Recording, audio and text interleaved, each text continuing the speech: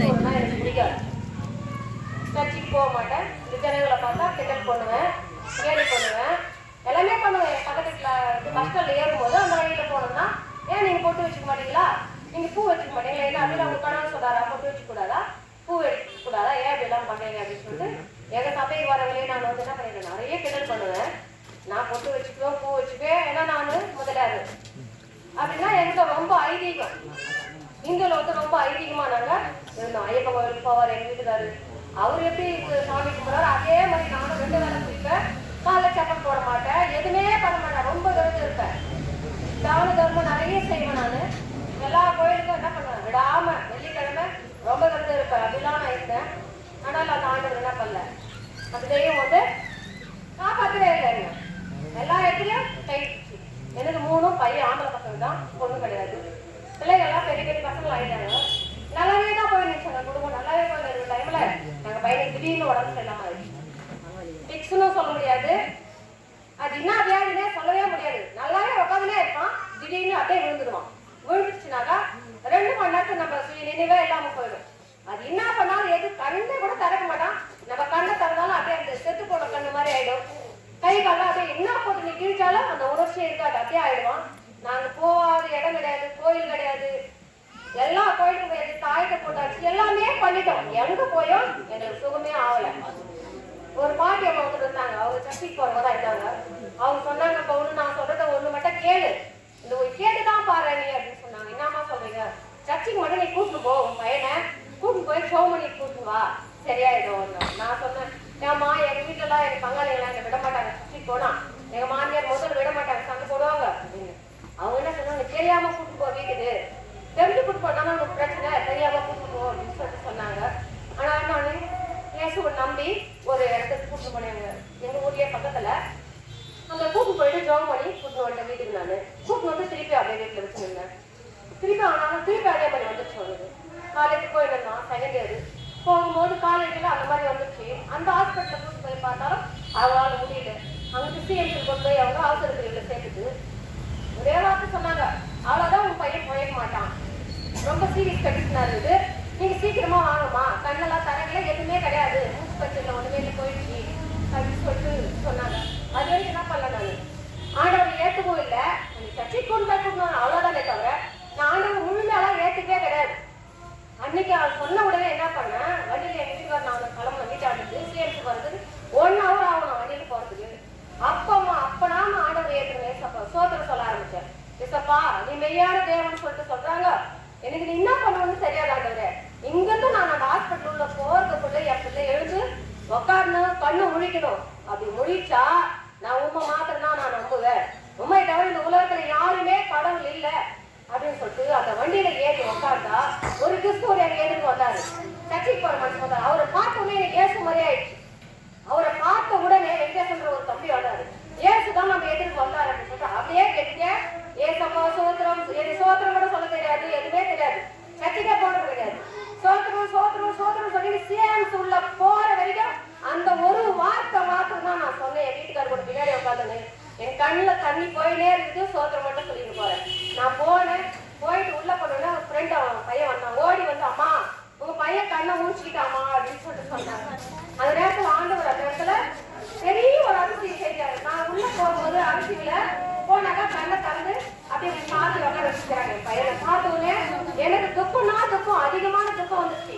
அப்பா ஏசப்பா எனக்கு அற்புதம் இந்த இடத்துல செய்து அதிசயம் செய்யுன்னு சொல்லிட்டு அவருக்கு நன்றி சொன்னேன். நன்றி சொல்லிட்டு நாங்க வந்தோம்.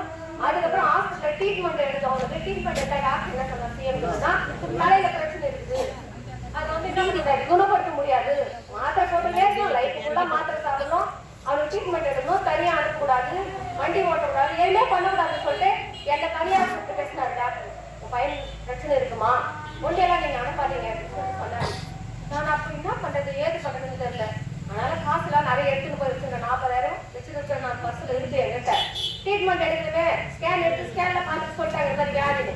சரி மாத்திரை வந்து சீட்டெல்லாம் கொடுத்தாரு டாக்டர். வாங்கி போய் கவுண்டர்ல நின்று இருக்கிறேன். நான் என் பையனை வந்து நின்றுங்கிறாரு. அவர் டாக்டர் ஒரு வாட்ச் சொன்னார், அவன் என்ன பண்ணாலும் என்ன பண்ணக்கூடாது, நீ எதுவுமே பண்ணக்கூடாது, அவன் சொல்ற மாதிரியே போடும், இல்லைனாக்கா அவன் எதனா பிரச்சனை பண்ணாக்கா நீ வரது நீ தான் பாத்துக்கணும், அவன் என்ன சொன்னாலும் அப்படிதான் நீ செய்யணும்ட்டார் டாக்டர். வேற வழி இல்லை, என்ன சொல்ல நம்ம செஞ்சுதான் ஆகணும் அப்படின்னு சொல்லிட்டு ஜனம் நிறைய ஓவரா இருந்துச்சு ஜனம். நான் ஒரு 5-6 பேர் கிட்ட போயிட்டேன். ஒரு 1/2 hour நின்று கிட்ட போயிட்டேன். வாங்க டைம் குடுகுடுன்னு ஓடி வந்து என் கையில இந்த பேப்பரை வாங்கி கீச்சி டிஸ்பிளேல போட்டேன். நான் என்ன பண்ணுவேன்? என்னால ஒண்ணு திருப்பி போய் டாக்டர் கிட்ட சீட்டு வாங்க முடியாது, நான் மாத்திரையும் வாங்க முடியாது. அழுவுறேன், ஏன்டா இப்படி பண்ணிட்டியே அப்படின்னு கேட்டா எகிரி குச்சிட்டா என்ன பண்ணுவாங்க, அவன் அந்த மாதிரி பண்ணுவான். அந்த மாதிரிலாம் அவனை வந்து அந்த விசுவாசமானவன் கிரீசு நின்றுட்டான். அந்த நேரத்தில் நான் ஒண்ணும் பண்ணல, சாமி இப்படி பண்ணிட்டு அப்படி நைஸா பேச ஆரம்பிக்கும் போது ஒரே ஒரு வார்த்தை தேவன் நாங்க என்ன பண்ணாருன்னா, அந்த பிள்ளைய வந்து தொட்டாங்க, சிஎம் தொட்டு நான் சர்ச்சைக்கு போறேன் என்னை விட்டுரு அப்படின்னு ஒரு வார்த்தை மட்டும் தான் அவன் சொன்னான். அந்த இடத்துல வேற எதுவுமே கிடையாது. ஒரே வார்த்தை நான் சொல்லுப்பா, நீ சர்ச்சைக்கு பாப்பா, நான் உன்னை விட்டுருப்பா, நான் விடாம நான் என்ன பண்ண போறப்பா, நான் சர்ச்சைக்கு நீ போ, நானும் உன் கூட வந்துடுறேன், நீ போனா நானும் வரேன் அப்படின்னு சொல்லிட்டு சொன்னேன். அன்னைக்கு அந்த சிஎம் சுட்டு வெளியே வந்தவங்களுக்கு ஒரு ஊசி கிடையாது, ஒரு மாத்திரை கிடையாது, திருப்பி நாங்க போய் ட்ரீட்மெண்ட் எடுக்கல, நாங்க எதுவுமே பண்ண கிடையாது. அன்னைக்கு சர்ச்சைக்கு போக ஆரம்பிச்சோம். நாங்க எங்க குடும்பங்க எல்லாமே ரட்சிப்புக்குள்ள போயிட்டோம். அது மாத்திரமல்ல, இன்னும் அநேகருக்கு என்ன பண்றேன், என்னோட சாட்சி சொல்லி ஒரு ஜாதிகளுக்கு இருந்து நான் வந்த என்ன அநேகருக்கு சாட்சியை என்னை எழுப்பி இன்னும் அநேக ஆத்துமாக்களுக்கு நான் வந்து என்ன பண்றேன், சுசேஷத்தை சொல்லி அநேக ஆத்துமாக்கள் அருள் செய்யறது. ஆனாலும் நான் வந்து சொல்றேன் என்னன்னா வந்து எல்லாருக்குமே எந்த ஜாதி இருந்தாலும் சரி, ஜாதியே கிடையாது. நான் அது மாத்திரம் தான் சொல்றேன். தேவன்னா ஏசப்பா மாத்திரம் தான் உண்மை உள்ள தேவன். அவருக்கு நம்ம கேட்டா எதை கேட்டாலும் சொல்றாரு, எதை கேட்டாலும் கொடுக்குறோன்றார். நீ எது ஒன்னாலும் கேட்டு பாருங்களேன், அவர்கிட்ட கேட்டா கொடுக்காது எதுவுமே கிடையாது. எனக்கு என் மகன் கல்யாணமே ஆகாதுன்னு சொன்னாங்க. எங்க சொந்த மக்கள்லாம் வந்து என்ன பண்ணிட்டாங்க, நீ மட்டும் ரட்சிப்புக்குள்ள போயிட்ட, நீ என்ன பண்ண தாழ்த்தப்பட்ட ஜாதி சொல்லிட்டு போயிட்டேன் ஐயா சொன்ன மாதிரி என்ன வந்து எல்லாரும் கேலி பண்ண ஆரம்பிச்சிட்டாங்க. நான் என்ன பண்ணல, பொண்ணு பார்க்கறதுக்கு எங்கேயுமே நான் இது வரைக்கும் போவே இல்லை. பையனுக்கு நான் ஜோபம் பண்ணி சொல்லினே இருப்பேன். என் வீட்டுல எல்லாம் சட்டை போடுவோம், ஏன் பையனுக்கு 27-28 வயசு ஆச்சு, பொண்ணு பார்க்க போறியா நீ பொண்ணு பார்க்க போறதுக்கு அசிங்கப்பட்டுன்னு எந்த ஜாதியில கட்டுவீங்க, நான் ஜாதியில கட்டுவீங்க மோலையாது, நீ போயிட்டு கீழ் ஜாதி தான் கட்டணும், உன்னால என்ன பண்ண முடியாது, ஒரு பொண்ணு தர மாட்டாங்கன்னு சொல்லிட்டு ஏழை கேட்க மாட்டாங்க. நான் ஜோபம் பண்ணிட்டேன், ஆகியானவரே பொண்ணு பார்க்க போறது நான் தயாராக, நீ பொறுமையா இரு, நீ பொறுமை இதுதான் சொல்லுவாரு. எங்க வீட்டுல எல்லாம் பொறுமையா இருந்து சொல்றாருப்பா ஏசப்பா. நான் என்ன பண்றேன்னு கேட்டா சண்டை போடுவார் வீட்டுக்காரு, நீ மேடி மொழியில போடு, இதுல புறவர்கிட்ட சொல்லணும். நான் யாருக்கிட்ட ஒரு வார்த்தை கூட சொல்ல, தேவன்கிட்ட மாத்திரம் தான் சொன்னேன்.